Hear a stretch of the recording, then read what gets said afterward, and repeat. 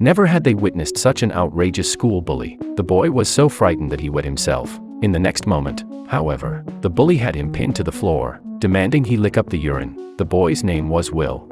He had endured endless and brutal bullying at school. The new transfer student to the class happened to be the bully, who had been tormenting him all along. This bully's name was James. He was young, handsome, wealthy, and even the boxing champion of the youth division. While other students welcomed the new student with applause, only Will knew how cruel he truly was. After class, James revealed his true colors, first beating up the class monitor and then targeting Will for trouble. Will was seated innocently in his seat when James approached, grabbing Will's face and ruthlessly tormenting him. Then, he tightened his grip around Will's neck, leaving Will red-faced and gasping for air. A female classmate tried to intervene, but James unexpectedly slapped her, sending her tumbling onto the podium. This horrendous transfer student even hit girls. Will cried and begged for mercy, but he was instead beaten relentlessly with a rolled-up textbook on his head. The female classmate shut her eyes in fear. Without mercy, James grabbed Will by the collar and slapped him relentlessly, sending him crashing to the ground. Will spotted a ballpoint pen on the floor and grabbed it, aiming its tip at James. Dismissing it with a laugh,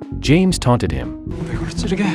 He then grabbed Will's hand and pressed the pen tip against his throat before moving it towards his eye, provoking Will further.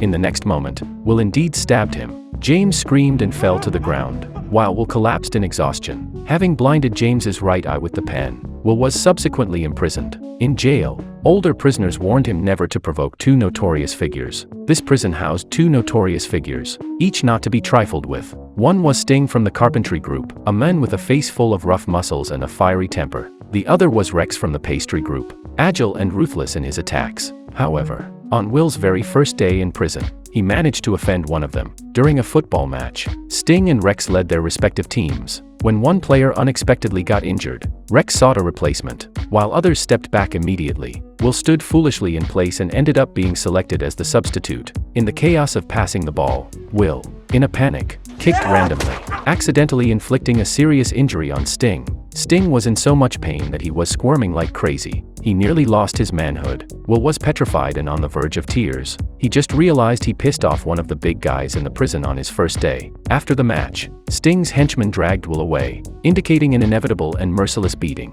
It was then that a cold-hearted man approached. The inmates in the prison feared this man. When Sting's henchmen saw him, their demeanor became polite. Will had now found his lifeline. He struggled to break free from his restraints and rushed towards the men. After grabbing the man's arm, Will pleaded for his help. Seeing Will's pitiful state, the men demanded they release him. However, Sting, emboldened by his lackey's presence, refused to relent and even dared to provoke the men. The first punch missed as the man effortlessly dodged it. Then, with a swift backhand slap, he stunned Sting before delivering a knockout blow, sending him crashing to the ground. Will was left dumbfounded by the man's prowess. Although Will escaped for the time being, Sting kept a close eye on him, waiting for an opportunity to strike when he was alone. Meanwhile, James, whom Will had blinded, came to visit him, threatening to settle scores once he was released. Will was now beset by internal and external threats, living in constant fear and unable to sleep soundly at night. One day, through the window, Will spotted the men who had helped him before. Never mess with this ruthless man. Robert was once the ultimate fighting champion.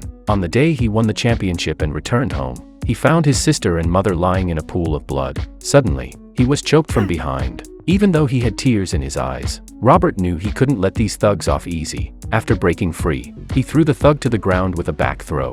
As the dude got up, Robert wasted no time clocking him, marking his first kill. Then, another dude came charging, but Robert dodged and nabbed him, ramming the thug's head into the wall until it was a bloody mess. Robert had claimed his second kill. Suddenly, Robert felt a sharp pain in his back. It was a stab wound. However, his heart was consumed by hatred, so Robert didn't feel any pain. With a powerful punch, he pounded the assailant into a pulp while roaring in anger.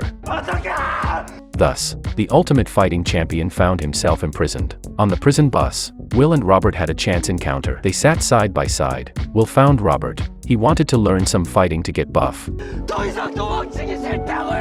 Robert agreed to help Will, but on one condition. Will had to complete the following task to become Robert's pupil in prison. Run 100 laps in 40 minutes. For the frail Will, this was almost impossible. After 50 laps, his strength waned, and his vision blurred. At 70 laps, Robert advised him to give up, but even giving up required courage. Memories of being bullied flooded his mind at 80 laps, propelling him forward, despite falling, vomiting, and screaming at 90 laps. All his pent-up frustration was released, and Will rose again, bidding farewell to his past weakness. Robert watched Will's mad dash and was moved by his determination. He rushed forward to embrace the unconscious Will, unable to help but marvel. Although Will didn't complete the trial, Robert still accepted him. He instructed Will to do a set of push-ups, but Will struggled. Resembling a wobbly caterpillar, Robert thought he might be unwell. After the test, Will's performance was as follows: 21 push-ups, 32 sit-ups, and 0 pull-ups. So, Robert devised a training plan for him. Transforming from a rookie to a fighting powerhouse involved several steps. Step 1. Pull-ups. Will reached out, tightly gripping the clothesline pole and pulling his body upwards, exercising his core strength. Step 2. Resistance training. Robert secured a resistance band to the railing and tied it around his hands. He then continuously threw punches, building punching power. Step 3.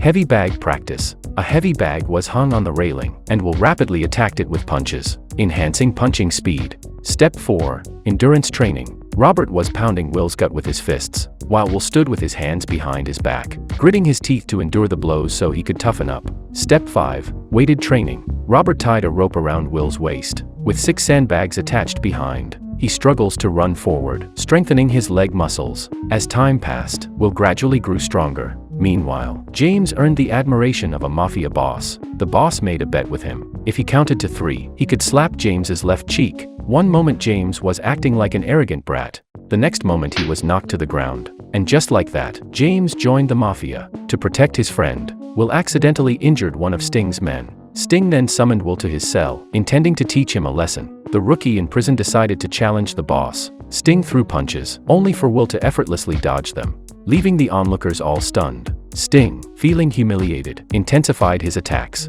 He managed to slam Will to the ground with a body slam, but Will quickly got up, only to be slammed into a wooden board by Sting's brute force. Sting was very resilient, so much so that Will's strike seemed futile against him. However, his relentless fighting only further enraged Sting. Sting, now shirtless, relentlessly pressed forward with his fists, leaving Will trembling and defenseless. Soon, Will's face swelled up from the relentless beating. Yet, Will refused to give up and unleashed his iron headbutt technique, shattering Sting's nasal bone with consecutive strikes, causing Sting to collapse. With the tables turned, Will found himself sitting on top of Sting, throwing punch after punch. Just as Sting was about to get his lights knocked out, Robert arrived just in time and stopped Will. After Will's prison battle, he gained fame, while James thrived in the mafia. Soon, Robert was to be transferred to an adult prison. Before he left, he warned Will, "Sharks don't have gills. If they stop moving for even a moment, they sink and die. You're no different." And Will gave a solemn nod in response. When Robert departed, Will returned to the window, shedding tears. Even without Robert's guidance, Will intensified his training. When Tony, another inmate who had just been released from solitary confinement, heard that Sting had been beaten by a newcomer, he returned to the dorm eager to test the newcomer's mettle. However, instead of giving orders, Tony immediately dropped to the floor, demanding to clean it, revealing his extreme cleanliness obsession. When Will arrived, Tony was ready for a fight, but Will's polite greeting caught him off guard. Another day, Rex, with the guards absent, challenged Will to a one-on-one fight. Initially reluctant, Will agreed after learning that winning would make Rex obey him. The battle for prison supremacy began. Rex unleashed a flurry of kicks, but Will parried each one away. Rex kicked off the wall, executed a 360-degree spin, and aimed a flying kick at Will's head, which Will blocked with his hand. The two fought fiercely, neither gaining the upper hand. At a critical moment, Will recalled the locking techniques Robert had taught him. He entangled Rex's arms with his legs, and was lifted by Rex before being slammed to the ground. Rex broke free, thinking he had won, but Will rose to his feet. Rex attempted another spinning kick, causing Will to fall again. But as Rex turned, Will stood up once more. Instead of being kicked down, Will grabbed Rex's leg and flipped him to the ground. They grappled, with Rex locking Will's head between his legs while Will gripped Rex's throat with his arm. Unable to breathe, Rex surrendered. After this battle, Will reconciled with the others. Using his fists to conquer the prison's tough guys, they agreed to stop fighting and lived harmoniously, sharing bread and milk, and sitting together to watch the sunset. Will also gained a younger admirer. On the day of his release, Will visited the training ground one last time, reminiscing about the days he trained with Robert, his eyes welling up with tears. Upon stepping out of the prison gate, the sunlight blinded Will, and James, who was waiting outside, now had a prosthetic eye in place. James forced Will to drink urine, prompting Will to blind one of his eyes. Their animosity ran deep. Will finally voiced the question that had troubled him for so long. 왜 그렇게 나를 싫어했어? James burst into laughter, claiming he didn't hate Will, and predicted they would stand together till the end. Will understood that their confrontation was inevitable. Both men stripped down, assumed fighting stances, and charged at each other, exchanging heavy punches and kicks. They fought fiercely, unwilling to give up. Will was no match for James and quickly found himself bruised and battered. James taunted him, asking if that was all the strength he had. Will spat blood and aimed his knees at James's stomach, but still found himself at a disadvantage, enduring blow after blow. James aimed a heavy punch at Will's chin, causing him to vomit blood and collapse to the ground. This is the most thrilling reversal in Korean history. James had Will in his clutches and relentlessly punched him in the face. Will protected his head, waiting for the right moment to strike. With one punch, James was nearly defeated. Both men descended into madness. James covered Will with clothes and began brutally beating him. Will fell to the ground, blood staining the clothes. Only then did James stop. At this moment, Will heard Robert's voice echoing in his ears, reminding him of what he had said before leaving. A shark, if it stops swimming for a moment, will sink and die. Will knew he couldn't stop. He got up, removed the clothes from his head, and walked determinedly toward James. James threw another punch, and the two engaged in another struggle. Will delivered a powerful blow with his right fist, impairing James's vision. They exchanged punches until James couldn't hold on any longer, and fell to the ground again. Will dragged himself forward, leaving James behind. James struggled to his feet, shouting Will's name, but Will simply turned around and calmly said, "I'm leaving." After his release, Will visited Robert and asked a question. "The sharks at the aquarium don't swim constantly. They rest when needed. What happened to that shark?" Robert replied, "That shark died." They looked at each other and burst into laughter. Will, like a shark, knew that only by constantly moving forward and surpassing himself can he remain undefeated. The consequence of stopping was only destruction. The film is titled Shark: The Beginning. Kay recommends that everyone go watch the original film. That's all for this episode. Remember to like and subscribe. See you next time. Bye.